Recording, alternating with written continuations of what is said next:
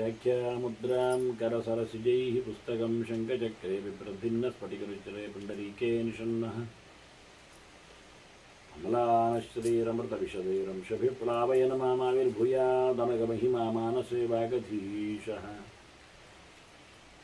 नमस्ते प्राणेश प्रणतविभवा यावनिमगाः नमः स्वामिन् रामप्रियतमनमन्गुण नमस्तुभ्यं भीमप्रबलतमकृष्णेष्ट भगवन् नमः श्रीमन्मध्वप्रदिश सुदर्शन्नो जय जय श्रीगुरुभ्यो नमः नारायणं सुरगुरुं जगदेकनाथं भक्तप्रियं सकललोकनमस्कृतं च त्रैगुण्यवर्जितमजं विभुमाद्यमीशं वन्दे भवग्नम् अमरासुरसिद्धवन्द्यं नारायणं नमस्कृत्य नरं चैव नरोत्तमं देवीं सरस्वतीं व्यासं ततो जयमुदीरयेत् ವೇದವ್ಯಾಸುರ ಮಹಾಭಾರತದ ಚಿಂತಕರಿಗೆ ವಂದನೆಗಳು. ಶಾಂತಿ ಪರ್ವದ 346ನೇಯ ಪ್ರವಚನ. ಶುಕಾಚಾರ್ಯರಿಗೆ ತನ್ನ ಮಗನಿಗೆ ವೇದವ್ಯಾಸರು ಬಹಳ ವಿಶಿಷ್ಟವಾದಂತಹ ಸಾಂಖ್ಯಶಾಸ್ತ್ರದ ಯೋಗಶಾಸ್ತ್ರದ ಹಿರಿಮೆಗಳನ್ನು ಒಟ್ಟಾರೆ ಮೋಕ್ಷ ಧರ್ಮಗಳನ್ನು ತಿಳಿಸಿಕೊಟ್ಟಿದ್ದಾರೆ. ದೀರ್ಘವಾದ ಈ ಪ್ರಕರಣದಲ್ಲಿ ಚಿಂತನೆಯಲ್ಲಿ ವಿಶೇಷವಾಗಿ ಭೀಷ್ಮರು ಧರ್ಮರಾಜನಿಗೆ ಅವರ ಸಂವಾದಗಳನ್ನು ಮುಖ್ಯವಾಗಿ ವೇದವ್ಯಾಸರ ಉಪದೇಶಗಳನ್ನು ತಿಳಿಸಿಕೊಡುತ್ತಾ ಇದ್ದಾರೆ. ಚಿನ್ನದೋಷಃ ಮುನಿ ಯೋಗಯುಕ್ತ ಯುಂಜೀತ ದ್ವಾದಶ. ಯೋಗದ ಬಗ್ಗೆ ಎಚ್ಚರ ಕೊಟ್ಟಿದೆ ಅಂತ ಹೇಳಿದ್ದರಿಂದ ಇಲ್ಲಿ ನಾನು ಈ ಹಿಂದೆ ಅನೇಕ ಕರ್ಮಗಳ ಯಜ್ಞ ದಾನಾದಿಗಳ ಬಗ್ಗೆ ಅತ್ಯಂತ ಪ್ರಶಸ್ತವಾಗಿ ಹೇಳಿಕೊಂಡವರು ಸಾಧನೆಯಲ್ಲಿ ಮುಂದುವರಿದವ ಯೋಗಿ ಆಗಬೇಕು. ಮೌನವನ್ನು ವಹಿಸಬೇಕವನು. ಈ ದೋಷಗಳಿಂದ ಆತ ದೂರನಾಗಬೇಕು. ಯೋಗಗಳಲ್ಲಿ 12 ಅಂಶಗಳನ್ನು ಸೇರ್ಪಡಿಸಿಕೊಳ್ಳುವಂತೆ ವೇದವ್ಯಾಸರಲ್ಲಿ ಸೂಕ್ಷ್ಮವಾಗಿ ಹೇಳಿದ್ದಾರೆ. ಅನೇಕ ಕಡೆ ಇದನ್ನು ಬಿತ್ತರಿಸಿದ್ದಾರೆ ಕೂಡ. ಯೋಗದಲ್ಲಿ ಆರಂಭದಲ್ಲಿರುವಂಥದ್ದು 2 ಯಮ ಮತ್ತು ನಿಯಮಗಳು ಅಂತ. ಅದು ಸಮಷ್ಟಿ ಅಲ್ಲ, ಅದು ಪ್ರತ್ಯೇಕ ವಸ್ತುಗಳು, ವಿಷಯಗಳು, ವ್ಯವಸ್ಥೆಗಳು. ಅಹಿಂಸಾ, ಸತ್ಯ, ಅಸ್ತೇಯ, ಬ್ರಹ್ಮಚರ್ಯ, ಅಪರಿಗ್ರಹ, ಇದು ಪ್ರತ್ಯೇಕ ವಿಷಯಗಳೇ. ಹಾಗೆ ಶೌಚ, ತಪಸ್ಸು, ತುಷ್ಟಿ, ಅಧ್ಯಯನ, ಭಗವದಾರಾಧನೆ, ಇದು ಹಾಗೆ. ಹಾಗಾಗಿ ಇದನ್ನು ಒಂದೊಂದು ಲೆಕ್ಕ ಹಾಕಲಿಕ್ಕಿಲ್ಲ. ಇದು 10 ಅಂಶಗಳು. ಅವನು ಹಿಂಸೆ ಮಾಡಲಿಕ್ಕಿಲ್ಲ, ಸುಳ್ಳು ಹೇಳಲಿಕ್ಕಿಲ್ಲ, ಯಾರ ಸೊತ್ತನ್ನು ಅಪಹರಿಸಲಿಕ್ಕಿಲ್ಲ, ತೀರಾ ವಿಚಿತ್ರವಾದ ಬಯಕೆಗಳಿಗೆ, ಕಾಮನೆಗಳಿಗೆ ಆತ ಒಗ್ಗಿಕೊಳ್ಳಿಕ್ಕಿಲ್ಲ, ಯಾರಿಂದಲೂ ಏನನ್ನು ಪಡೀಲಿಕ್ಕಿಲ್ಲ, ಶುದ್ಧನಾಗಿರಬೇಕು. ಮೈಲಿಗೆಯನ್ನು, ಹೇಸಿಗೆಯನ್ನು, ಎಲ್ಲ ಮಲಿನತೆಯನ್ನು ಆತ ಹೊತ್ತುಕೊಂಡಿರಲಿಕ್ಕಿಲ್ಲ. ಒಳ್ಳೆಯ ವ್ರತ ನಿಯಮಗಳನ್ನು, ಉಪವಾಸಾದಿಗಳನ್ನು ಆತ ದೈಹಿಕವಾದ ವಿಶೇಷವಾದ ಕಟ್ಟುಪಾಡುಗಳನ್ನಾತ ಮಾಡಿಕೊಂಡಿರಬೇಕು. ಬೇಕಾಬಿಟ್ಟಿಯಾಗಿರುವುದಲ್ಲ. ಇನ್ನು ಬೇಕು ಸಾಲದು ಎನ್ನತಕ್ಕಂತಹ ಯೋಚನೆಗಳಲ್ಲಿ ಇರುವುದಲ್ಲ. ಸುಮ್ಮನೆ ಇರುವುದೂ ಅಲ್ಲ. ಓದದೇ ಇರಬಾರ್ದವನು. ಸಮಯವನ್ನು ಹಾಳು ಮಾಡಲಿಕ್ಕಿಲ್ಲ, ವ್ಯರ್ಥಗೊಳಿಸಲಿಕ್ಕಿಲ್ಲ, ಭಗವದ್ ಆರಾಧನೆಯಿಂದ ದೂರ ಹೋಗಲಿಕ್ಕಿಲ್ಲ. ಕ್ರಮ ಪ್ರಕಾರವಾಗಿ ಬಾಹ್ಯವಾದ ಪೂಜೆ ಪುನಸ್ಕಾರಗಳನ್ನು ಪ್ರತೀಕ ಮಾಧ್ಯಮದಲ್ಲಿ ನಡೆಸಿಕೊಡಬೇಕು. ಇದು ಒಂದೊಂದು ಹಂತದಲ್ಲಿ ಶುದ್ಧವಾದ ಆಸನದಲ್ಲಿ ಇರಬೇಕು. ಯೋಗ್ಯವಾದ ತಾಣವನ್ನು ಆಯ್ಕೆ ಮಾಡಬೇಕು. ಆನಂತರ ಪ್ರಾಣಜಯವನ್ನು, ಪ್ರಾಣಾಯಾಮವನ್ನು ಆತ ಪ್ರತಿಯೊಂದು ಕಡೆಯಲ್ಲಿ ನಡೆಸ್ತಾ ಬರಬೇಕು. ಇದಿಷ್ಟು 12 ಅಂಶಗಳು ಯೋಗಕ್ಕೆ ಪೂರಕಗಳು. ಹೊರಗಿನ ದೋಷಗಳನ್ನು ದೂರ ಮಾಡಿಕೊಂಡವನಿಗೆ ಈ 12 ಅಂಶಗಳಿಂದ ಧ್ಯಾನಕ್ಕೆ, ಸಂಯೋಗಕ್ಕೆ, ಭಗವಂತನ ಚಿಂತನೆಯನ್ನು ಮನಸ್ಸಿನಲ್ಲಿ ಮಾಡಿಕೊಳ್ಳಿಕ್ಕೆ ಅವಕಾಶ ಆಗ್ತದೆ. ಇಲ್ಲ ಅಂದ್ರೆ ಮನಸ್ಸು ಕಿರಿಕಿರಿಯನ್ನುಂಟು ಮಾಡ್ತದೆ. ಇಷ್ಟು ಮಾಡಿಕೊಂಡವ ಇತ್ತ ಅವನ 10 ಇಂದ್ರಿಯಗಳುಂಟಲ್ಲ, 12 ಆಗ್ತದೆ ಮನಸ್ಸು ಬುದ್ಧಿ ಸೇರಿದಾಗ. ಅದಕ್ಕೆ ಅನುಕೂಲವಾಗಿ ಇದನ್ನು ಉಲ್ಲೇಖ ಮಾಡಿದ್ದವರು. ಹಾಗಾಗಿ 10 ಇಂದ್ರಿಯಗಳ ಏನೊಂದು ಅರ್ಥಗಳು, ವಿಷಯಗಳಿದೆ. ದಶಕರ್ಮ ಸುಖಾನ್ ಅರ್ಥಾನ್ ಉಪಾಯಾಪಾಯ ನಿಷ್ಕ್ರಿಯ. ಕಣ್ಣಿನಿಂದ ನೋಡ್ತಾನೆ, ನೋಡುವುದರಿಂದ ಅನುಕೂಲ ಆಗ್ತದೆ, ಹೆಚ್ಚು ನೋಡುವುದರಿಂದ ಆಯಾಸ ಆಗ್ತದೆ, ಪ್ರತಿಕೂಲ ಆಗ್ತದೆ. ಕಿವಿಯಿಂದ ಕೇಳುತ್ತಾನೆ, ಕೇಳುವ ಚಟಕ್ಕೆ ಒಗ್ಗಿ ಹೋದರೆ ಆತ ಅಪಾಯವನ್ನು ಎದುರಿಸಬೇಕಾಗ್ತದೆ. ಹೀಗಾಗಿ ಇಂದ್ರಿಯಗಳಲ್ಲಿ ಆಗತಕ್ಕ ವ್ಯಾಪಾರ ವ್ಯವಹಾರಗಳಲ್ಲಿ, ಲಾಭ ನಷ್ಟಗಳಲ್ಲಿ ಆತ ಬಹಳಷ್ಟು ಯೋಗ್ಯತೆಯಲ್ಲಿ ನಡೆಸಿಕೊಂಡು ಅದರ ಸುಖದಲ್ಲಿ ವಂಚಿತನಾಗದೆ ದುಃಖವನ್ನು ಸಹಿಸಿಕೊಳ್ಳುವಂತೆ, ಅಷ್ಟೇ ಅಲ್ಲದೆ ಅವನು ವಿಪರೀತವಾಗಿ ಅದರಲ್ಲಿ ತಾನು ದುಡಿಸಿಕೊಂಡ್ರೆ ಆಗತಕ್ಕಂಥ ಅನರ್ಥಗಳಿಗೆ ಪಾತ್ರನಾಗಬಹುದು ಎನ್ನುವ ಎಚ್ಚರದಲ್ಲಿ ಆದಷ್ಟು ಇಂದ್ರಿಯಗಳ ಕೆಲಸಗಳನ್ನು ಕಮ್ಮಿ ಮಾಡಬೇಕು. ತಿಂದರೆ ಇನ್ನಷ್ಟು ತಿನ್ನಬೇಕೆನ್ನುವ ಆಸೆ ಬರ್ತದೆ, ತಿಂದರೆ ಇನ್ನಷ್ಟು ಚೆಲುವುಗೊಳಿಸಿ ತಿನ್ನಬೇಕೆನ್ನುವ ಆಸೆ ಬರ್ತದೆ, ತಿಂದರೆ ಇನ್ನೇನೇನೋ ತಿನ್ನುವ ಅಂತಲೂ ಆಸೆ ಬರಬಹುದು. ಹೀಗಾಗಿ ಆದಷ್ಟು ತಿನ್ನುವ ಚಾಪಲವನ್ನು ಕಮ್ಮಿ ಮಾಡ್ತಾ ಬಂದ್ರೆವ ಈ ಅಪಾಯಗಳು ಹೋಗ್ತಾರೆ. ಹೀಗೆ ಕ್ರಿಯಾಶೀಲತೆಯಲ್ಲಿ ಆದಷ್ಟು ಕಮ್ಮಿ ಅಂದರೆ ಬಿಡುವುದೇ. ಕಣ್ಣು ನೋಡ್ತದೆ, ಒಳ್ಳೆಯದನ್ನು ಸರಿ ಕೆಟ್ಟದ್ದನ್ನು ಸರಿ, ವಿಚಿತ್ರವಾಗಿ ಅದರ ಪ್ರವೃತ್ತಿಯನ್ನು ನಡಗಿಸಬೇಕೆನ್ನುವುದು ಅರ್ಥ ಹೌದು. ಆ ನಂತರ ನೋಡುವುದನ್ನು ನಿಲ್ಲಿಸಬೇಕೆನ್ನುವುದು ಸತ್ಯ. ಕಣ್ಣು ಮುಚ್ಚಬೇಕು ಅಂತಲೇ ಅರ್ಥ. ಎಷ್ಟು ಕಣ್ಣು ಮುಚ್ಚಿಕೊಳ್ಳುತ್ತಾನೋ ಅಷ್ಟು ಅಂತರ್ಮುಖನಾಗ್ತಾನೆ, ಎಷ್ಟು ಜನಜಂಗುಳಿಯಿಂದ ದೂರ ಬರ್ತಾನೆ ಅಷ್ಟು ಶಬ್ದ ನೈರ್ಮಲ್ಯವನ್ನು ಕಾಪಾಡಿಕೊಳ್ಳುತ್ತಾನೆ, ಎಷ್ಟು ಸಹಜವಾದ ಪದಾರ್ಥ ತಿನ್ಲಿಕ್ಕೆ ನೋಡ್ತಾನೆ ಅಷ್ಟು ಆರೋಗ್ಯವನ್ನು ವೃದ್ಧಿಸಿಕೊಳ್ಳುತ್ತಾನ. ಹೀಗೆ ಅದಕ್ಕೆ ಉದಾಹರಣೆಯನ್ನು ಹೇಳ್ತಾ ಇರ್ತಾರೆ. ಚಕ್ಷುಷು ಆಚಾರ ಸಂಗ್ರಾಹಿ ಮನಸ ದರ್ಶನೇನ ಚ ಯಚ್ಚೇತ್ ವಾಂಗ್ ಮನಸಿ ಬುದ್ಧಿಯ ಯೈಚ್ಛೆ ಜ್ಞಾನ ಉತ್ತಮಂ. ಉತ್ತಮವಾದ ಬೆಳವಣಿಗೆಯನ್ನು ಪಡಿಬೇಕಾದ್ರೆ, ಭಗವಂತನ ಎಚ್ಚರವನ್ನು ಸಂಪಾದಿಸಬೇಕಾದ್ರೆ ಕಣ್ಣಿದೆ. ಅದಕ್ಕೆ ಉದಾಹರಣೆ ಕೊಟ್ಟದ್ದು. ಕಣ್ಣು ಬಹಳಷ್ಟು ಗೊಂದಲಗೀಡಿಸುವ ಒಂದು ಇಂದ್ರಿಯ. ಕಂಡ ತಕ್ಷಣ ಅವನ ಪರಿಪೂರ್ಣವಾದಂಥ ಏನೊಂದು ಇವತ್ತಿನವರೆಗೆ ಅನುಭವಗಳಿವೆ, ಅಧ್ಯಯನಗಳಿವೆ, ಅದು ಎಲ್ಲದರ ಕ್ರಿಯೆ ಅಲ್ಲಿ ಆಗ್ತದೆ. ನೋಡಿದ್ದರ ಚೆಲುವಿನೆಡೆಗೆ, ತನಗದರ ಬೇಕೆನ್ನುವ ಕಡೆಗೆ, ಮತ್ತದನ್ನು ಪರಿಗಿಸುವ ಎಡೆಗೆ, ಇನ್ನಷ್ಟು ಅದರ ಓರೆ ನೋಟಗಳೆಡೆಗೆ, ಕೊನೆಗೆ ಅದರ ಬಗ್ಗೆ ಮಾತಾಡಲಿಕ್ಕೆ ಉಂಟು, ಹೇಳಲಿಕ್ಕೆ ಉಂಟು, ಕಮೆಂಟ್ಸ್. ಕಂಡದ್ದರ ಬಗ್ಗೆ ಮೊದಲು ಪ್ರತಿಕ್ರಿಯಿಸಿದ ಯಾವುದು ಕೇಳಿದರೆ ಮನಸ್ಸು ಮತ್ತು ಮಾತು. ಮನಸ್ಸು ಒಂದು ಇಷ್ಟಪಡುತ್ತದೆ, ಒಂದು ಬೇಡ ಹೇಳ್ತದೆ. ಉದಾಸೀನವಾದ ಮನಸ್ಸಿನ ಪ್ರತ್ಯಕ್ಷವೇ ಇಲ್ಲ. ಯೋಚನೆ ಮಾಡಲಿ, ಏನನ್ನೇ ಕಾಣಲಿ, ಎಂದೇ ಕಾಣಲಿ, ಹೇಗೆ ಆಗಲಿ, ಕಾಣುವ ತಕ್ಷಣ ಅವನಿಗೆ ಅದು ಬೇಕು ಬೇಡ, ಪಾಸಿಟಿವ್ ಆ್ಯಂಡ್ ನೆಗೆಟಿವ್ ಬಂದೇ ಬರ್ತದೆ ಭಾವನೆಗಳು. ಅದರ ಬಗ್ಗೆ ಮಾತು ಆಗ್ತದೆ ಕೂಡಲೇ. ಚಂದ ಉಂಟಲ್ಲ ಹೇಳಿಬಿಡ್ತಾನೆ. ಯಾರು ಇಲ್ಲಾದರೂ ಅವನೇ ಹೇಳಿಕೊಳ್ಳುತ್ತಾನೆ. ಇಡೀ ಪ್ರಕೃತಿಯ ವ್ಯವಸ್ಥೆ ಹಾಗೆ ತುಂಬ ಕ್ಲಿಷ್ಟವಾಗಿ ಬಿಟ್ಟಿದೆ. ಮಾತೊಂದು ಪ್ರತಿಯೊಂದಕ್ಕೂ ರಿಯಾಕ್ಟ್ ಕೊಡಲಿಕ್ಕೆ ರೆಡಿಯಾಗಿರ್ತದೆ. ಕೇಳಿದ ತಕ್ಷಣ ಹೀಗೆ ಹೇಳಿದರು ಅಂತಾನೆ, ತಿಂದ ತಕ್ಷಣ ಹಾಗೆ ಮಾಡಿದ್ದಾರೆ ಅಂತಾನೆ, ಹೋದ ತಕ್ಷಣ ಇಲ್ಲಿ ಬಂದಿದ್ದೇನೆ ಶುರು ಮಾಡ್ತಾನೆ.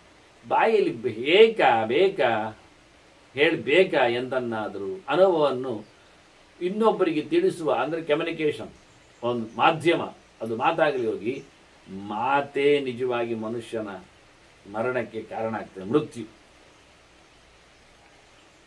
ಇದನ್ನೆಲ್ಲ ಉಲ್ಲೇಖ ಮಾಡಿ. ವಾಂಗ್ ಮನಸ್ಸಿ ಎಚ್ಚೇತ್ ಬುದ್ಧಿಯ.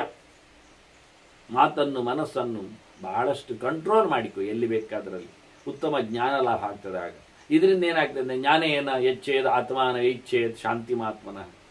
ಇದರಿಂದ ಮನಸ್ಸು ಸಮಾಧಾನ ಆಗ್ತದೆ, ಟೋಟಲಿ ಶಾಂತಿ ನಿಲುವುಗೊಳ್ತದೆ, ಗಲಾಟೆಗಳಿಲ್ಲ, ನೆಮ್ಮದಿಯನ್ನು ಪಡೆಯಲಿಕ್ಕೆ ಆಗ್ತದೆ, ಆತ್ಮಕೇಂದ್ರಿತವಾಗಿ ಇರಲಿಕ್ಕೆ ಬರ್ತದೆ.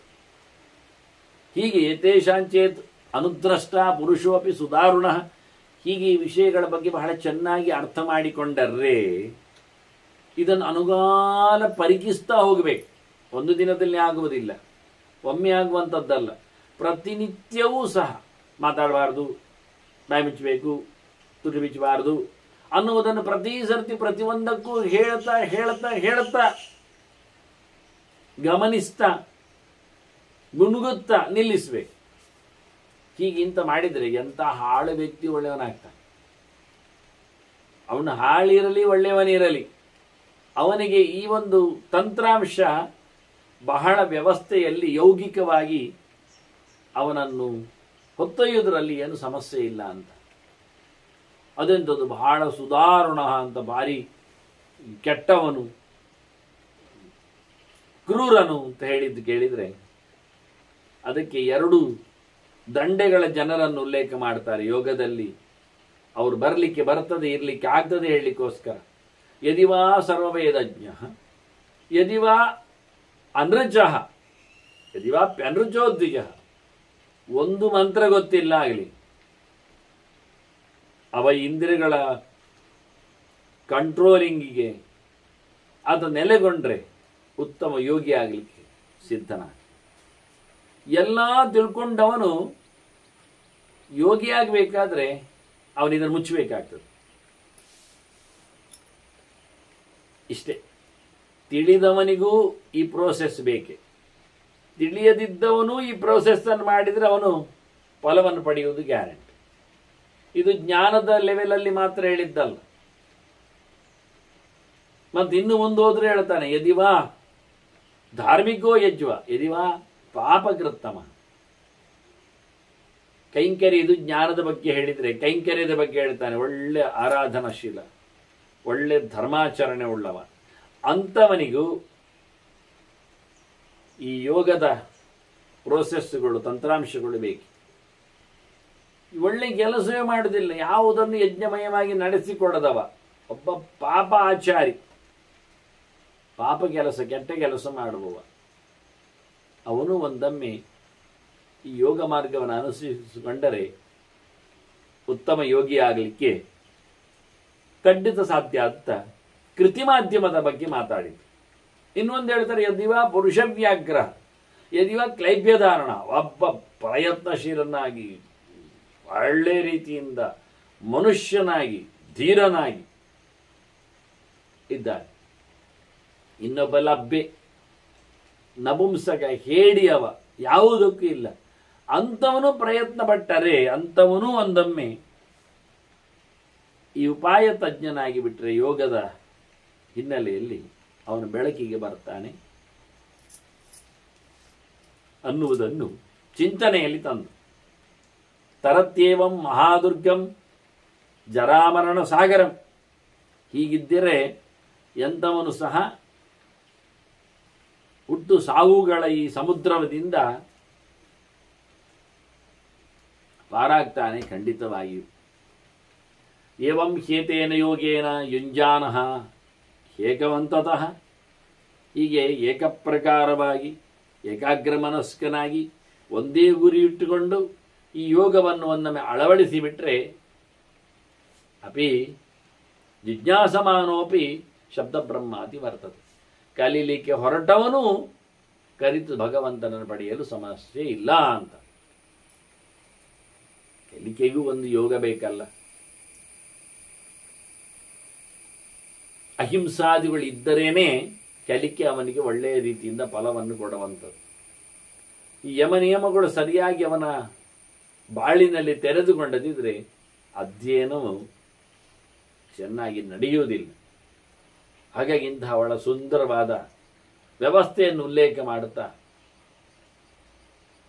ಇಲ್ಲಿ ಇರುವ ಬಗೆ ಹೇಗೆ ಉಂಟು ಅಂತ ಹೇಳಲಿಕ್ಕೋಸ್ಕರ ಒಂದು ದೊಡ್ಡ ರೂಪಕವಾದ ಚಿಂತನೆಯನ್ನು ವ್ಯಾಸರು ಕೊಡ್ತಾರೆ. ಕ್ಷತ್ರಿಯನಾದ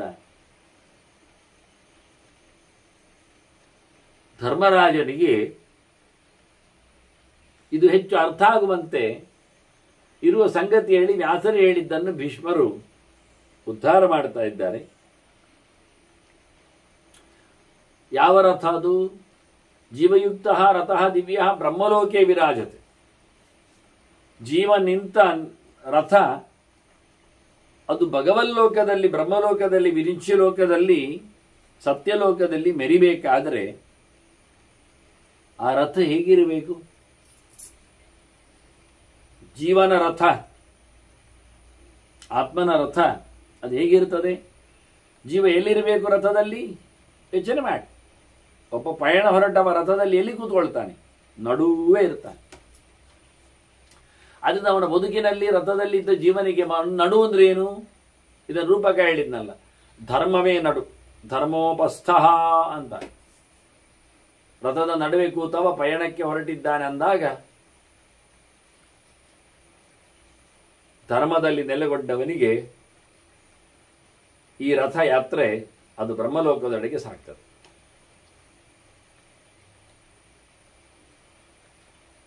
ಹಾಗೆ ಯಾವುದೇ ಅತಿಕ್ರಮಕ್ಕೆ, ಆಕ್ರಮಣಕ್ಕೆ ಒಳಗಾಗುವುದಿಲ್ಲ ನಡುವಿನಿದ್ದವ. ಹಿಂದಿನಿಂದ ಯಾರು ಗುದ್ದಿದ್ರು ಏನಾಗುವುದಿಲ್ಲ, ಮುಂದಿನಿಂದ ಯಾರು ಗುದ್ದಿದ್ರು ಏನಾಗುವುದಿಲ್ಲ. ಅನ್ನ ಧರ್ಮವನ್ನು ಅಳವಡಿಸಿಕೊಳ್ಳಬೇಕು. ಅದರಂತೆ ಹ್ರೀವರೂಥಃ, ಅಧರ್ಮ ಮಾಡಲಿಕ್ಕೆ ನಾಚಿಕೆ ಇರಬೇಕು, ಮಾಡಬಾರದು. ಅದು ಅವನಿಗೆ ಕವಚ ಇದ್ದಾಗೆ. ಚೆಸ್ಸಿ ಬಾಡಿ, ವಾಹನಕ್ಕೆ ಒಂದು ಬಾಡಿ ಕಟ್ತಾರಲ್ಲ ಹೊರಗೆ, ಹಾಗೆ ಈ ರಥದ ಬಾಡಿ ಯಾವುದು ಕೇಳಿದ್ರೆ ಅಧರ್ಮವನ್ನು ಮಾಡಲಿಕ್ಕೆ ನಾಚಿಕೆ ಪಡುವುದು. ಧರ್ಮದಲ್ಲಿ ನೆಲೆಗೊಳ್ಳಬೇಕು. ಅಧರ್ಮ ಯಾವುದು ಒಳಗೆ ಆಕ್ರಮಣ ಮಾಡದಂತೆ ಗಟ್ಟಿಯಾಗಿ ಅವರು ಮನಸ್ಸಿನಲ್ಲಿ ಬಿಗುತನವನ್ನು ಪಡಿಬೇಕು. ಉಪಾಯಾಪಾಯ ಕೂಬರಹ, ನಡುವೆ ಕೂಬರವು ಇರುವಂಥದ್ದು, ಅದರಲ್ಲಿ ರಥದ್ದು, ರಥಗೂಬರ, ಉಪಾಯ ಮತ್ತು ಅಪಾಯ, ಒಳಿತು ಕೆಡುಕುಗಳ ಬಗ್ಗೆ ಯೋಚನೆ, ಪ್ಲಸ್ ಆ್ಯಂಡ್ ಮೈನಸ್. ಹಾಗೆ ಅಪಾನಾಕ್ಷ ಪ್ರಾಣಯುಗ, ಪ್ರಾಣಾಪಾನಗಳು, ಉಸಿರಾಟ ಏನಿದೆ ಮೇಲೆ ಕೆಳಗೆ ಹೋಗ್ತದೆ, ಗಾಳಿ ತುಂಬುತ್ತದೆ, ಗಾಳಿ ಹೋಗ್ತದೆ, ಅದರೊಟ್ಟಿಗೆ ಎಲ್ಲೂ ಹೋಗ್ತದೆ, ಎಲ್ಲೂ ಬರ್ತದೆ. ಅದರದ ಅಕ್ಷ, ರಥದ ಅಕ್ಷ ಮಧ್ಯ ಕೇಂದ್ರ, ಅದು ಅಪಾನ. ಮತ್ತೆ ನೊಗ ಎಳ್ಕೊಂಡು ಹೋಗ್ಲಿ ಬೇಕಾದ್ದು.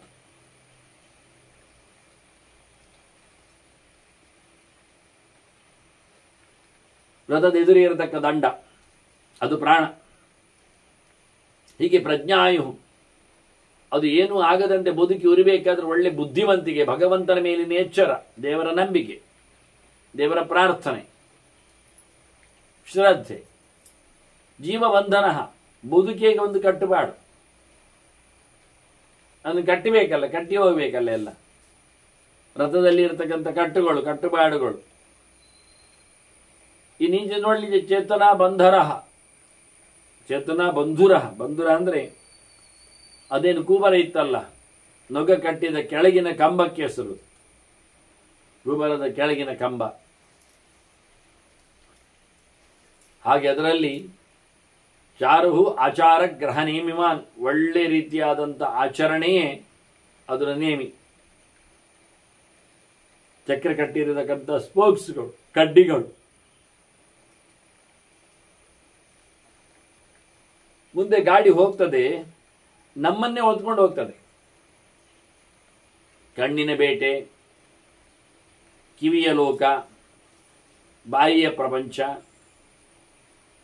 ಮತ್ತೆ ಪರಿಮಳದ ವಿಶ್ಲೇಷಣೆ, ಇವೆಲ್ಲ ನಡೀತದೆ. ದರ್ಶನ ಸ್ಪರ್ಶನ ವಹ, ಗ್ರಾಣ ಶ್ರವಣ ವಾಹನ, ಇವೆಲ್ಲ ಇಂದ್ರಿಯಗಳನ್ನು ಮೇರೈಸಲಿಕ್ಕೊಳ್ಳಿಕ್ಕೋಸ್ಕರ ಹೋಗತಕ್ಕಂಥ, ಎತ್ಕೊಂಡು ಹೋಗತಕ್ಕಂಥ ವಾಹನಗಳಿವು. ರಥಯಾತ್ರೆ ಅಂದರೆ ಪ್ರಜ್ಞಾನಾಭಿ, ಒಳ್ಳೆ ಬುದ್ಧಿವಂತಿಕೆ, ಅದರ ಸೆಂಟರ್ ಪ್ಲೇಸ್ ನಾಭಿ. ಮತ್ತು ಇನ್ನು ನೋಡಿದ್ರೆ ಪ್ರತೋದ, ಸರ್ವತಂತ್ರ ಪ್ರತೋದ, ಚಾಟಿ, ಬಾರ್ಕೋಲ್, ಅದು ಎಲ್ಲ ಸಿದ್ಧಾಂತಗಳು, ಹೊತ್ತಗೆಗಳು. ಹೊತ್ತಗೆಗಳು ಹೇಳಿದಾಗೆ ಕೇಳಬೇಕು. ಮತ್ತೆ ಸಾರಥಿ ಹೇಳಲೇ ಇಲ್ಲಲ್ಲ, ಜ್ಞಾನ ಸಾರಥಿ, ಅವನ ತಿಳುವಳಿಕೆಯೇ ಅವನ ಸಾರಥಿ. ಅಲ್ಲೇ ಹೋಗ್ಲಿಕ್ಕಿರುವಂತ. ಕ್ಷೇತ್ರಜ್ಞಾಧಿಷ್ಠಿತ, ದೇವರು ಕೂತಿದ್ದಾನೆ, ನೆನಪಿಟ್ಕೊಳ್ಳಿ. ಇದನ್ನೆಲ್ಲ ತಿಳಿದವ ಭಗವಂತ ಏರಿದ ರಥ ಇದು. ಧೀರ ಶ್ರದ್ಧಾ ಅದಮ ಪುರಸ್ಸರ, ಒಳ್ಳೆ ಬ್ರೇಕ್ ಬೇಕದಕ್ಕೆ. ಶ್ರದ್ಧೆ, ದಮ, ನಿಗ್ರಹ ಮತ್ತೆ ಆಸಕ್ತಿ, ಇದೆರಡರಿಂದ ರಥ ಮುಂದೋಗ್ತದೆ.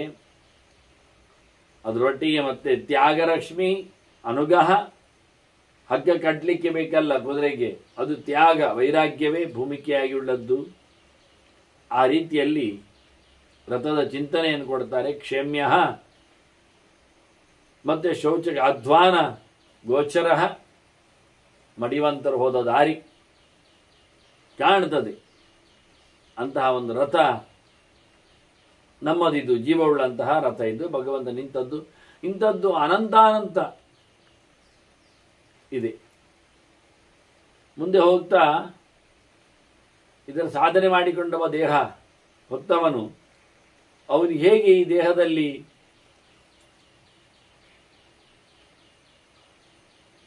ಯೋಗ ಮಾರ್ಗದಲ್ಲಿ ಬದುಕ್ತಾನೆ, ಅದರ ಚಿಹ್ನೆಗಳ ಬಗ್ಗೆ ಮಾತಾಡ್ತಾರೆ.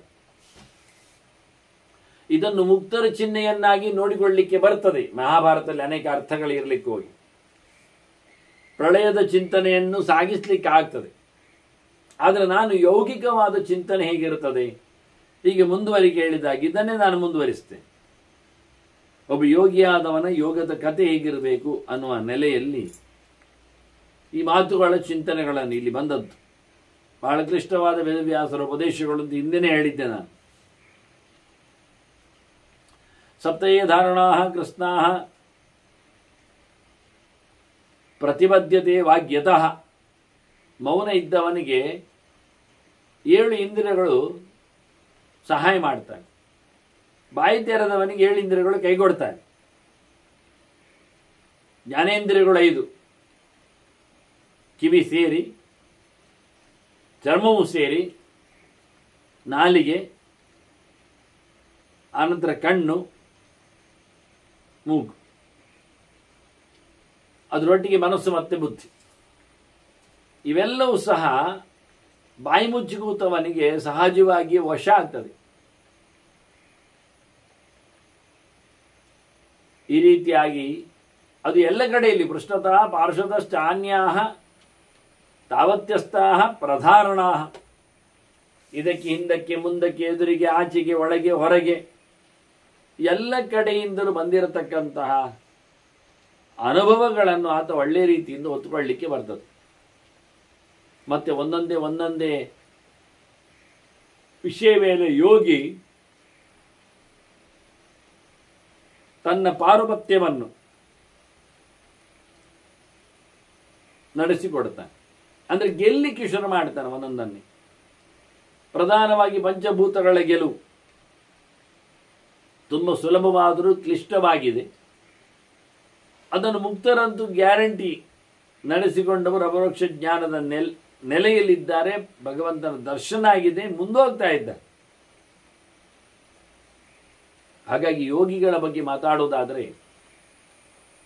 ಅವರು ಕ್ರಮಶಃ ಮುಕ್ತದ ಕ್ರಮಶಃ ಯತ್ತದ ಐಶ್ವರ್ಯಂ ಅಹಂಕಾರಸ್ಯ ಬುದ್ಧಿತಃ. ಒಂದೊಂದೇ ಇಂದ್ರಿಯಗಳನ್ನು ಜಯಿಸ್ತಾ ಬಂದವರು. ಪೃಥ್ವಿಯನ್ನು, ನೀರನ್ನು, ಬೆಂಕಿಯನ್ನು, ಗಾಳಿಯನ್ನು, ಆಕಾಶವನ್ನು, ಪಂಚಭೂತಗಳ ನಂತರದಲ್ಲಿ ಬರತಕ್ಕಂಥ ಮನಸ್ಸು, ಬುದ್ಧಿ, ಅಹಂಕಾರಗಳನ್ನೇ ಮನಸ್ಸು ಬುದ್ಧಿ ಒಟ್ಟು ಮಾಡಿ ಹೇಳ್ತಾರೆ ಇಲ್ಲಿ. ಮುಂದೆ ಅಹಂಕಾರ ಮತ್ತು ಚಿತ್ತಚೇತನವನ್ನು ಒಟ್ಟು ಮಾಡಿ ಹೇಳ್ತಾರೆ. ಹೀಗಾಗಿ ಒಳಗಿಂದ ಆತ ಗೆದ್ದುಕೊಂಡು ಬರಲಿಕ್ಕೆ ಉಂಟು ಒಂದೊಂದನ್ನೇ ಕ್ರಮ ಪ್ರಕಾರವಾಗಿ. ಕೊನೆಗೆ ಅವ್ಯಕ್ತಸ್ಯ ತದೈಶ್ವರ್ಯಂ ಕ್ರಮಶಃ ಪ್ರತಿಬದ್ಧತೆ. ಮುಂದೋಗ್ತಾ ಅವ್ಯಕ್ತದ ಎಡೆಗೆ ಸಾಗ್ತಾನೆ. ಮಹಾಲಕ್ಷ್ಮಿ ಎಡೆಗೂ ಆತ ಹೋಗ್ತಾನೆ, ಸಾಲ್ತಾನೆ. ಅವರ ಅಭಿಮಾನಿ ದೇವತೆಗಳ ಅನುಗ್ರಹಕ್ಕೆ ಪಾತ್ರನಾಗಿ ಅವನು ಮುಂದುವರಿಸಲಿಕ್ಕೆ. ಈ ರೀತಿಯಾಗಿ ವಿಕ್ರಮಾಶ್ಚಾಪಿ ಯಸ್ಯೈತೆ ತಥಾ ಯುಂಕ್ತೆ ಸಯೋಗತಃ. ಯೋಗದಿಂದಾಗಿ ಅವನು ಯಾವುದೇ ಪ್ರಕಾರದಲ್ಲಿಯೂ ಸಹ ಹೆಜ್ಜೆ ಇಡಬಹುದು. ಅವನ ಕೆಲವೊಮ್ಮೆ ವಿರುದ್ಧ ಹೆಜ್ಜೆಗಳು ಯೋಗದಿಂದಾಗಿ ಸರಿಗೊಳ್ಳುತ್ತವೆ. ಅವನು ನಡೆಸಿದ ಹೆಜ್ಜೆಗಳನ್ನು ಯೋಗಗಳು ಎತ್ತಿ ಹಿಡ್ಕೊಳ್ಳುತ್ತವೆ. ಹೀಗಾಗಿ ತಥಾಸ್ಯ ಯೋಗಯುಕ್ತಸ್ಯ ಸಿದ್ಧಿಂ ಆತ್ಮನಿ ಪಶ್ಯತಃ, ಹೀಗೆ ತನ್ನಲ್ಲಿ ಸಿದ್ಧಿಯನ್ನು ನೋಡಿಕೊಳ್ಳುವವನಿಗೆ ಕೆಲವು ಲಕ್ಷಣಗಳು ಕಾಣಿಸಿಕೊಳ್ಳುತ್ತವೆ. ಇದರಿಂದ ಅವನು ಎಷ್ಟು ಯೋಗಿ ಆಗಿದ್ದಾನೆ, ಎಷ್ಟು ಸಿದ್ಧಿಯನ್ನು ಪಡೆದಿದ್ದಾನೆ ಅನ್ನುವುದನ್ನು ನೋಡಲಿಕ್ಕೆ ಬರ್ತದೆ. ಹೀಗೆ ಸಿದ್ಧಿಯ ನೆಲೆಯಲ್ಲಿ ಕೂತವನ ಯೋಗದಿಂದಾಗಿ ಸೂಕ್ಷ್ಮತ್ವಾತ್ ರೂಪಾಣಿಮಾನಿ ಪಶ್ಯತಃ, ಅವನಿಗೆ ಕೆಲವು ಚಿಹ್ನೆಗಳು ಯೋಗದಿಂದಾಗಿ, ಯಾವಾಗ ಇಲ್ಲಿಂದ ನಿರ್ಮುಚ್ಯಮಾನ ಬಾಹ್ಯ ಪ್ರಪಂಚದಿಂದ ಆದ ದೂರಕ್ಕೆ, ವೈರಾಗ್ಯಕ್ಕೆ, ತ್ಯಾಗಕ್ಕೆ ಬಂದಾಗ, ಒಂದೊಂದೇ ಇಂದ್ರಿಯಗಳನ್ನು ಕಳಚಿ ನಿಂತಾಗ ಅನೇಕ ಲಕ್ಷಣಗಳು ಕಾಣಲಿಕ್ಕೆ ಬರ್ತವೆ. ಹೀಗೆ ಹೇಳಲಿಯ ಲಕ್ಷಣ, ಚಳಿಗಾಲದಲ್ಲಿ, ಈಗಲ್ಲ, ಮಳೆ ಕಳೆದು ಶರತ್ಕಾಲ ಕಳೆದ ಬಳಿಕ ಶಿಶಿರದಲ್ಲಿ ಚಳಿಗೆ ಬಂದಾಗ ಆಕಾಶದಲ್ಲಿ ಒಂದು ರೀತಿಯ ಸೂಕ್ಷ್ಮವಾದ ಹೊಗೆ ಕಾಣುತ್ತದೆ. ಅದು ಹೊಗೆ ಅಲ್ಲ, ಅದು ಮಂಜು, ಇಬ್ಬನಿ. ಚಳಿಯ ಹೊತ್ತಿನಲ್ಲಿ ಇವರು ಹೇಳುವಾಗ ಚಳಿ ಹೇಳುವುದಿಲ್ಲ.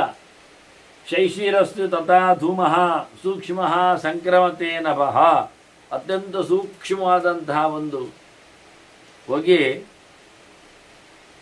ಅದು ಕಾಣುತ್ತದೆ.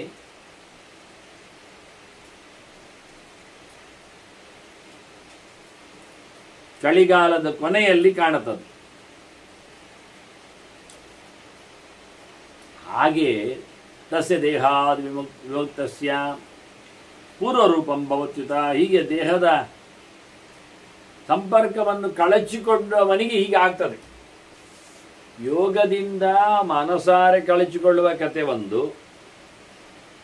ಇದ್ದಾಗಲೇ ಇನ್ನೊಂದು ಸಹಜವಾಗಿ ದೇಹದಿಂದ ಹೊರಗೆ ಹೋಗುವುದು. ಅದನ್ನು ಇಲ್ಲಿ ಮನಸಾರೆ ಬಿಟ್ಟಿರುವ ಚಿಂತನೆಯನ್ನು ನಾನು ತಮ್ಮ ಮುಂದೆ ಇರ್ತೇನೆ ಹೇಳಿದೆ. ದೇಹವನ್ನೇ ಬಿಟ್ಟು ಹೋದವನಿಗೆ, ಅಂದರೆ ಲಿಂಗದೇಹ ಇರ್ತದೆ, ಅದು ಅತ್ಯಂತ ಸೂಕ್ಷ್ಮವಾಗಿ ಅವನು ಯಾವ ರೀತಿಯಲ್ಲಿ ಲೋಕದಲ್ಲಿ ಸಂಚಾರ ಮಾಡ್ತಾ ಇದ್ದಾನೆ ಅನ್ನುವುದನ್ನು ಸೂಕ್ಷ್ಮ ಶರೀರದಲ್ಲಿನ ಲಿಂಗ ಶರೀರ ಇದ್ದು ಅದರ ಬಗ್ಗೆ ಚಿಂತನೆಯನ್ನು ಕೊಡ್ತಾರೆ. ನಾವು ಯೋಗಿ ಇಲ್ಲೇ ಇರತಕ್ಕಂಥ ತನ್ನ ಸ್ಥೂಲವಾದಂತಹ ದೇಹಗಳಲ್ಲಿ ಸಿದ್ಧಿಯನ್ನು ಪಡೆದಾಗ ಸ್ಥೂಲ ದೇಹದ ಸಂಪರ್ಕವನ್ನು ಕಳಚಿಕೊಳ್ತಾನೆ. ಅಂದರೆ ಸಾಯುವುದು ಅಂತಲ್ಲ, ಅದರ ಬಗ್ಗೆ ಆಸ್ಥೆ ಇಲ್ಲ ಅವನಿಗೆ, ಅಟ್ಯಾಚ್ಮೆಂಟ್ ಇಲ್ಲ. ಇಲ್ಲದೆ ಇದ್ದಾಗ ಬದುಕ್ತಾನೆ, ಇಲ್ಲದೆ ಇದ್ದಂತೆ. ಅದು ಧೂಮಸ್ಯ ವಿರಮೆ ದ್ವಿತೀಯಂ ರೂಪದರ್ಶನ. ಈಗ ಎರಡನೇ ಪ್ರಕಾರ ಕಾಣುವುದು ಹೇಳಿ ಕೇಳಿದ್ರೆ, ಈಗ ಹೊಗೆ ಕಾಣುವುದಿಲ್ಲ, ಹೊಗೆ ಕಮ್ಮಿ ಆಗಿದೆ.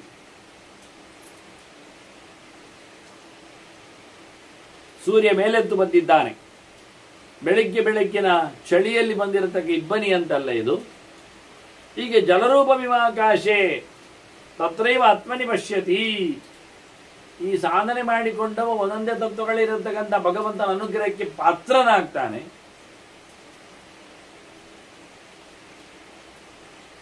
ತತ್ವಗಳನ್ನು ಕಾಣುವ ಮೂಲಕ ತತ್ವಾಭಿಮಾನಿಗಳಿಗೂ ಆತ ಸಿಕ್ಕಿಬೀಳುತ್ತಾನೆ, ಸಿಕ್ಕಿರುತ್ತಾನೆ. ಆದ್ದರಿಂದ ಮಣ್ಣು ತತ್ವದ ಅಭಿಮಾನ ಅವನಿಗೆ ಕಳಚಿಕೊಂಡಾಗಿ ಆಯಿತು ಅಂದರೆ ಅದರ ಅಭಿಮಾನಿಯಾಗಿರತಕ್ಕಂಥ ದೇವತೆಯನ್ನು ಯೋಚನೆ ಮಾಡಲಿಕ್ಕೆ ಉಂಟು. ಪೃಥಿವಿಯಾದಿಗಳು ಬರ್ತಾರೆ, ಅವರ ಅನುಗ್ರಹದಿಂದ ಇವ ಪಾರಾಗುವುದು. ಅದರಂತೆ ಅಲ್ಲಿಂದ ಆಕಾಶ, ಆಕಾಶದಲ್ಲಿ ಅತ್ಯಂತ ಮಣ್ಣಿನ ಕಣದಂತೆ ಕಾಣುವ ಆ ಮಣ್ಣನ್ನು ಸಹ, ಪ್ರತಿ ಪರಮಾಣುವನ್ನು ಸಹ ಇವನು ಓವರ್ಕಮ್ ಮಾಡಿದ್ದಾನೆ. ಅಂದರೆ ಅಲ್ಲಿಂದ ಅವನು ನೀರಿನಂತೆ ಕಾಣುತ್ತಾನೆ, ನೀರು ನೋಡುತ್ತಾನೆ, ನೀರು ಉದುರುತ್ತದೆ. ಅದರಾಗಿ ನೀರಿನ ಚಿಂತನೆ ನಂತರದಲ್ಲಿ ಮುಂದೋಗ್ತಾ ಬಂದಾಗ ಅಪಾಮ್ಯತಿಕ್ರಮೇ ಚಾಪಿ ವನ್ಯರೂಪಂ ಪ್ರಕಾಶತೆ.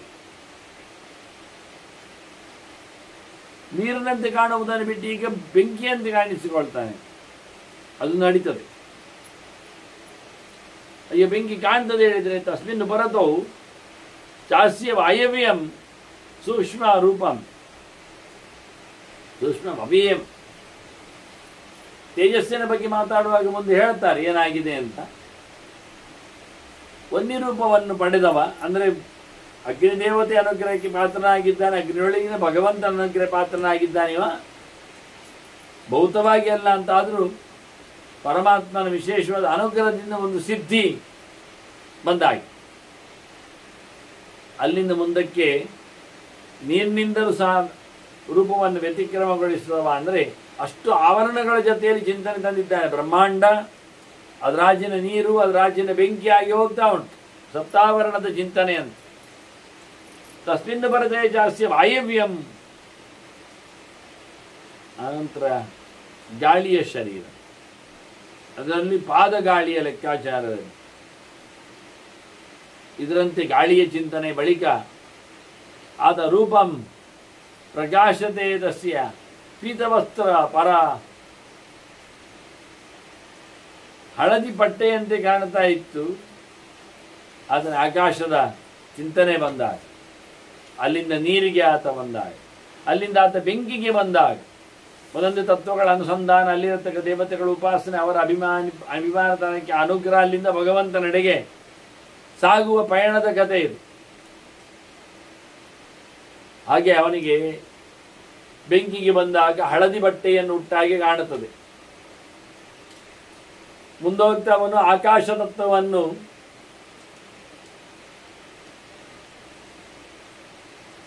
ಗೆಲ್ತಾನೆ. ಆಕಾಶದಿಂದ ಬುದ್ಧಿ ತತ್ವದೆಡೆಗೆ ಪಯಣಿಸ್ತಾನೆ. ಬುದ್ಧಿ ತತ್ವ ಅಂದ್ರೆ ಅದು ಬಿಡಿಯಾಗಿರತಕ್ಕ ಗತಿ ಅವನದು. ಅದ ಶ್ವೇತಾಂ ಗತಿಂ ಗತ್ವಾ ಅಂತ. ಸುಹಂಕಾರೇ ಪ್ರಕಾಶತೆ, ಅಲ್ಲಿಂದ ಅಹಂಕಾರಕ್ಕೆ. ನಾನಾಗಲೇ ಹೇಳಿದ್ದೆ, ಮನಸ್ಸು ಮತ್ತು ಬುದ್ಧಿ ಒಂದಾಗಿ ಹೇಳಿದ್ದಾರೆ ಲೆಕ್ಕಕ್ಕಿಂತ, ಅದರಿಂದ ಅಹಂಕಾರಕ್ಕೆ ಸಿಗೋದು. ಅಹಂಕಾರದಲ್ಲಿ ಮತ್ತೆ ಶೇಷನಿಗೂ ಪ್ರವೇಶ ಉಂಟು, ಗರುಡ ರುದ್ರನಿಗೂ ಪ್ರವೇಶ ಇದೆ. ಅಹಂಕಾರಕ್ಕೆ ಬಂದವ ಅಲ್ಲಿಂದ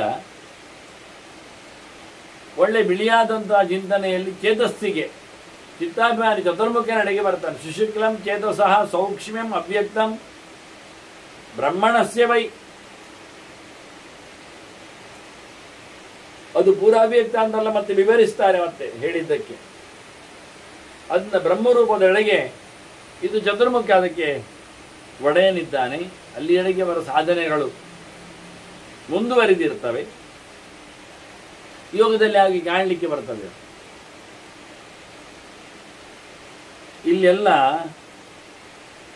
ಮನಸ್ಸು ಬುದ್ಧಿಯೊಳಗೆ ಹೇಳುವ ಮೂಲಕ ಅವ್ಯಕ್ತದೆಡೆಯವರೆಗೂ ಬರುತ್ತಾರೆ. ಇನ್ನಿರುವುದು ಒಂದು ಪುರುಷ ಮಾತ್ರ, ಭಗವಂತನನ್ನು ಮಾತ್ರ ಹೇಳಬೇಕಾದ್ರು. ಮತ್ತೊಮ್ಮೆ ಹೇಳ್ತಾರ ಇಲ್ಲಿ ಒಂದೊಂದನ್ನೇ ಗೆಲುವು ಆಗಿಸಿಕೊಂಡು ಒಂದು ವ್ಯಾಪ್ತಿಯನ್ನು ಪಡೆಯುವ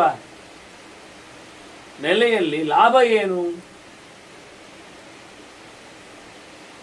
ಅನ್ನುವುದರ ಬಗ್ಗೆ ಸಿದ್ಧಿಯ ವಿಷಯದಲ್ಲಿ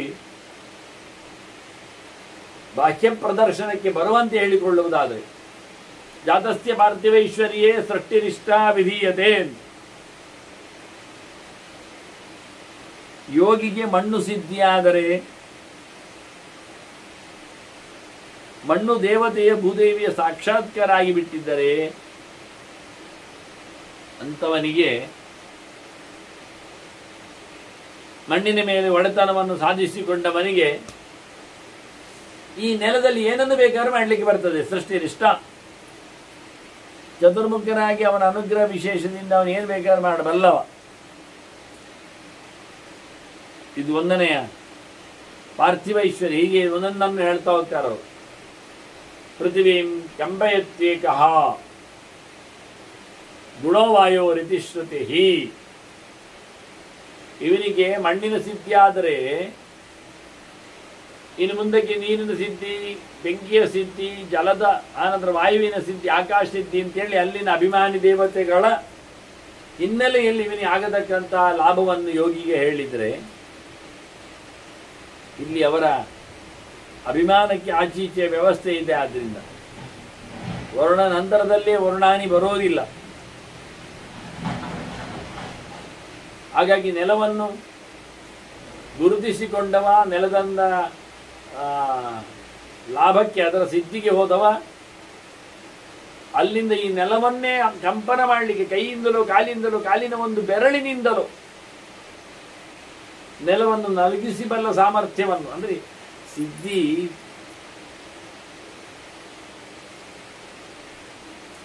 ಅನುಭವಕ್ಕೆ ಬಂದಾಗ ಅನೇಕ ಅಂದರೆ ಸಿದ್ಧಿಯನ್ನು ಗುರುತಿಸುವ ಲಕ್ಷಣ ಚಿಹ್ನೆ ಹೇಳಿದ್ದು, ನಡೆಸಬೇಕು ಅಂತಲ್ಲ. ಅವನು ಕಾಲಿಟ್ಟಲ್ಲಿ ಹೊಂಡ ಬೀಳುದು, ನೆಲ ನಡುಗುವುದು. ಇನ್ನು ಮುಂದಕ್ಕೆ ಹೋದ್ರೆ ಆಕಾಶಭೂತಷ್ಟೇ ಆಕಾಶ ಶವರಣತ್ವ ಪ್ರಕಾಶತೆ ವಾಯುವಿನ ಗುಣ ಅಂತಂದೆ, ಅದನ್ನು ದೂಡುವಂಥದ್ದು, ಬೀಳಿಸುವಂಥದ್ದು. ಗಾಳಿಯಾಗಿ ಆಕಾಶವಾಗಿ ಆಗಿಬಿಡ್ತಾನೆ, ಕಾಣುವುದಿಲ್ಲ ಆಕಾಶ. ಹಾಗೆ ಇವನಾಗಲಿಕ್ಕೆ ಬರ್ತದೆ. ಆಕಾಶ ಗುಣವನ್ನು ಆಕಾಶಕ್ಕೆ ನಿಂತು ಆತ ಪಡಿಲಿಕ್ಕೆ ಆಗ್ತದೆ. ಅದೇ ಬಣ್ಣ ಅದರಿಂದ ಕಾಣುವುದಿಲ್ಲ, ಗಾಳಿಯಾಗಿ ಇದ್ದಾನೆ ಅಂತ. ಗಾಳಿಯ ಒಂದು ಸೊಬಗು, ಜನರ ಒಂದು ಬದುಕು. ಹಾರಿ ಹೋದ ಬೆಲೂನ್ ಇದೆಯಲ್ಲ ಪುಗ್ಗ, ಅದು ಹಾರಿ ಹೋದದ್ದ, ಹಾರಿಸಿದ್ದ, ಅದರ ಒಳಗಿರತಕ್ಕಂಥ ಗಾಳಿ ಅದನ್ನು ಹಾರಿಸುವುದ, ಅದರ ಹೊರಗಿರತಕ್ಕ ಗಾಳಿ ಅದನ್ನು ಹಾರಿಸುವುದ? ನೋಡುವಾಗ ನಮಗೆ ಖುಷಿ ಕಾಣುತ್ತೆ ಪುಗ್ಗ ಹಾರಿ ಹೋಗುವುದು. ಪುಗ್ಗ ಹಾರಿ ಹೋದದ್ದು ಹೇಗೆ? ಹೊರಗಿನ ಗಾಳಿಯೋ ಒಳಗಿನ ಗಾಳಿಯೋ? ಆದ್ದರಿಂದ ಮನುಷ್ಯ ವಾತಾವರಣದಲ್ಲಿ ಬೆಳೆಯುವುದು ಅವನು ಹೊರಗಿನವರಿಂದಲ್ಲ, ಒಳಗಿನಿಂದ ಅಂದದ್ದು. ಯೋಗಿ ಒಳಗಿನಿಂದ ಯೋಗದ ಸಾಧನೆಯಲ್ಲಿ ಮೇಲಕ್ಕೆ ಹಾರ್ತಾನೆ, ಹೊರಗಿನ ಗಾಳಿ ಹಾರಿಸುವುದಿಲ್ಲ ಅವನನ್ನು. ಇದು ಅರ್ಥ ಮಾಡಿಕೊಳ್ಬೇಕಾದ ನಾವು. ಅದರಂತೆ ವರ್ಣತೋ ಗೃಹ್ಯತೆ ಚಾಪ್ಸು ನಾಪಹ ಪಿಬತಿ ಚ ಆಶಯ. ನೀರಿನಲ್ಲಿ ಮುಳುಗಿದರೂ ನೀರು ಕುಡಿಯುವುದಿಲ್ಲ, ನೀರಿನಂತೆ ಆಗಿಬಿಡ್ತಾನೆ.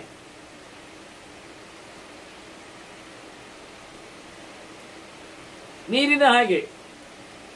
ನೀರು ನೀರಿಗೆ ಹಾಕಿದ್ರೆ ಏನಾಗುತ್ತೆ? ನೀರಿನ ಗುಣ ಅನಾಮ, ಆನಂದವಾದ ವಿಹಾರ. ಇಷ್ಟ ಬಂದಾಗೆ ನದಾಸ್ಯ ತೇಜಸಾಂ ರೂಪಂ ದೃಶ್ಯತೆ ಶಾಮ್ಯತೆ ತತ. ಬೆಂಕಿಯಾಗಿ ಬಿಟ್ಟಾಗ ಅವನು ಬೆಂಕಿಯಂತೆ, ಬಿಸಿಯಾದಾಗ ಅವನು ಬೆಂಕಿಯಂತೆ, ಬೆಳಕನ್ನು ಪಡೆದಾಗ ಅವನು ಈ ಬೆಳಕನ್ನು ತೆಗಿಲಿಕ್ಕೆ ಬರುವುದಿಲ್ಲ ಇನ್ನೊಂದರಿಂದ. ನ ಶಾಮ್ಯತೆ ಅಂತ, ನಂದಿಸ್ಲಿಕ್ಕೆ ಆಗದ ಬೆಳಕು, ಕಾಣಲಾಗದ ಬೆಳಕು, ನೋಡಲಿಕ್ಕೆ ಸಿಗುವುದಿಲ್ಲ ಬೆಳಕು. ಬೆಳಕಿನ ರೂಪ ಹೊಡೆದಿದ್ದಾನೆ, ನೋಡ್ಲಿಕ್ಕೆ ಆಗದ ಬೆಳಕು. ಪ್ರಖರತೆ ಸೂಕ್ಷ್ಮ. ಕಾಣದ ಬೆಳಕು ಅಂದ್ರೆ ಎರಡು ರೀತಿ, ಕಾಣಲಿಕ್ಕೆ ಆಗದ್ದು, ಕಾಣದ್ದು. ಯಾವುದರಿಂದಲೂ ನಂದಿಸ್ಲಿಕ್ಕೆ ಆಗುವುದಿಲ್ಲ ಬೆಂಕಿಯನ್ನು. ಆ ಪ್ರಖರತೆ, ಆ ತೀಕ್ಷ್ಣತೆ, ಅದು ವಿಷಯ. ಅದನ್ನು ಯೋಚನೆ ಮಾಡಿ ನೀವು. ನೀರಿನೊಳಗೆ ಬೆಂಕಿ ಯೋಚನೆ ಮಾಡಿ, ಒಪ್ಪುವುದು ಕಷ್ಟ ನಾವು. ನೀರಿನಲ್ಲಿ ಬೆಂಕಿ ಇರುವುದಿಲ್ಲ, ನೀರು ನಂದಿ ಅದಕ್ಕೆ ವಿರುದ್ಧ ಧರ್ಮ, ನಂದಿಸ್ತದೆ ಅಂತ.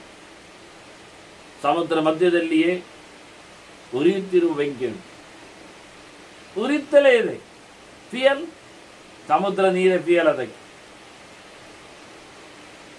ಅದು ಇರುತ್ತದೆ. ಈಗ ಕುಂಡದಲ್ಲಿ, ಅಗ್ನಿಕುಂಡದಲ್ಲಿ ಹಾಲಿನ ಹೋಮ ಇಲ್ವಾ? ಹಾಲಾಗ್ತಾ ಇರುವುದಿಲ್ವಾ?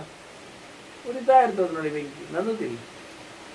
ಒಂದು ನಿಯಮ ಪ್ರಕಾರದಲ್ಲಿ ಹಾಲು ಬಿದ್ದಾಗ, ಪಾಯಸ ಬಿದ್ದಾಗ, ದ್ರವ ಪದಾರ್ಥಗಳು ಬಿದ್ದಾಗ, ಇಲ್ಲಿ ಏನಾಗಿದೆ? ಇವ ವ್ಯಕ್ತಿ ಬೆಂಕಿಯಾದಾಗ ಈ ಬೆಂಕಿಯನ್ನು ಯಾವುದರಿಂದಲೂ ಉಪಶಮನ ಮಾಡಲಿಕ್ಕೆ ಆಗುವುದಿಲ್ಲ.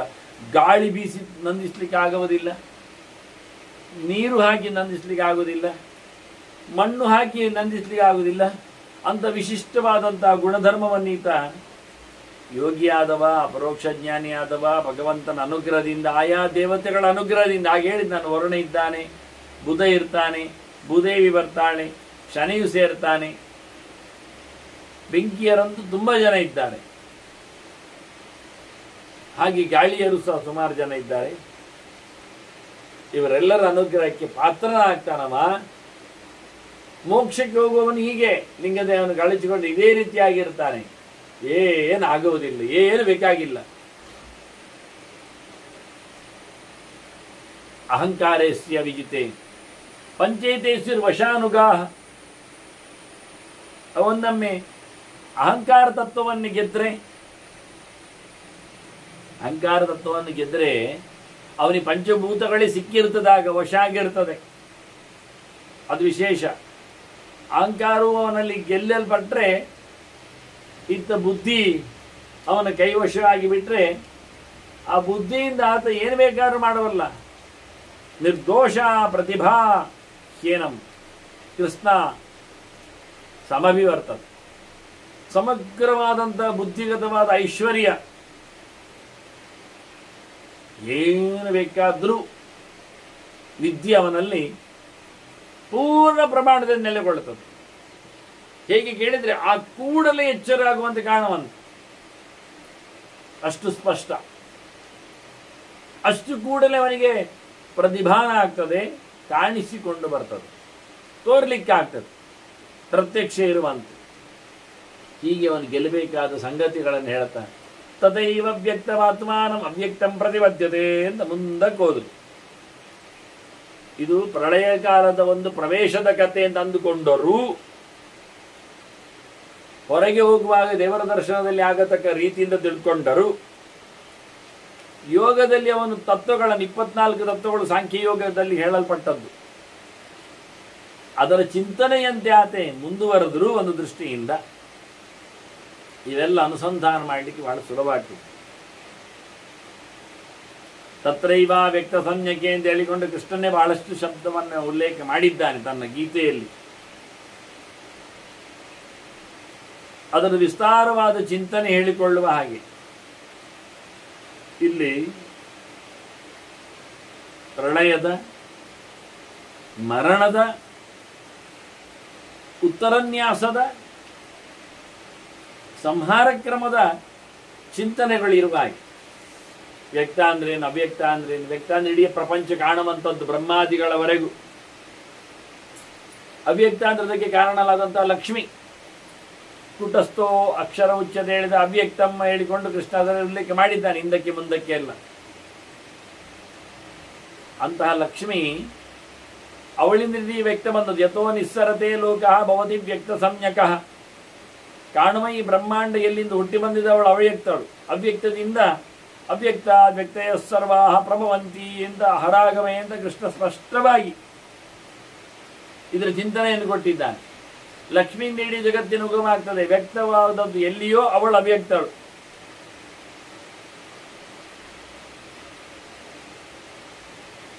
ಅಷ್ಟೇ ಅಲ್ಲದೆ ಪ್ರೋಕ್ತದ್ದ ವ್ಯಕ್ತಂ ಇತ್ಯೇವ ಜಾಯತೆ ವರ್ಧತೆ ಜಯತ್ ಜೀರ್ಯತೆ ಮ್ರಿಯತೆ ಚೈವ ಚತುರ್ಭಿರ್ ಲಕ್ಷಣೇರುತಂ.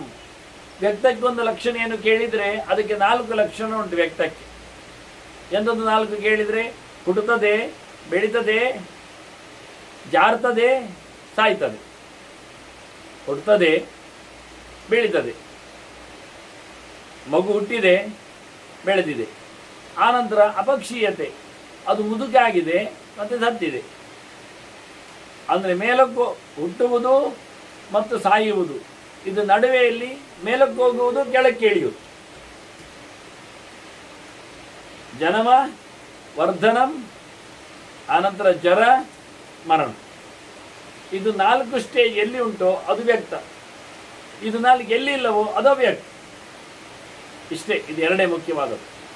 ವಿಪರೀತವತೋ ಎತ್ತು ತದು ಅವ್ಯಕ್ತಂ. ಅವ್ಯಕ್ತಕ್ಕೆ ಹುಟ್ಟಿಲ್ಲ, ಲಕ್ಷ್ಮಿಗೆ ಹುಟ್ಟುವುದಿಲ್ಲ, ಬೆಳವಣಿಗೆ ಇಲ್ಲ, ಅವಳ ಅಪಕ್ಷಯ ಒಡೆಯುವುದಿಲ್ಲ, ಸಾಯುವುದಿಲ್ಲ. ಈ ರೀತಿಯಾಗಿ ವಿಪರೀತವಾದಂತಹ ಲಕ್ಷಣವುಳ್ಳ ಅವ್ಯಕ್ತವನ್ನು, ವ್ಯಕ್ತವನ್ನು, ಪ್ರಪಂಚವನ್ನು, ಇಡೀ ಜೀವಜಾತಗಳು ವ್ಯಕ್ತ ಹೇಳುವಾಗ ಇದನ್ನು ಮತ್ತೊಂದು ರೀತಿಯಿಂದ ಹೇಳ್ತಾರೆ ವ್ಯಾಸರು. ದೌವಾತ್ಮಾನೋಚ ವೇದೇಶು ಸಿದ್ಧಾಂತೇಶು ಅಪಿ ಉದಾಹೃತವು. 2 ಆತ್ಮ ಉಂಟು. ಒಂದು ಜೀವ ಆತ್ಮ, ಒಂದು ಪರಮಾತ್ಮ ಅಂತ. ಒಂದು ಬಿಂಬ, ಇನ್ನೊಂದು ಪ್ರತಿಬಿಂಬ ಅಂತ. ಹಾಗಾಗಿ ಈ ಪರಮಾತ್ಮ ಇದ್ದಾನಲ್ಲ, ಅವನು ವಿಶೇಷವಾಗಿದ್ದ. ಅವನು ಯಾವುದೇ ರೀತಿಯಾದಂತಹ ಈ ಏರುಪೇರುಗಳು ಇಲ್ಲ. ಮತ್ತಾರಿದ್ದಾರೆ ಅವರು?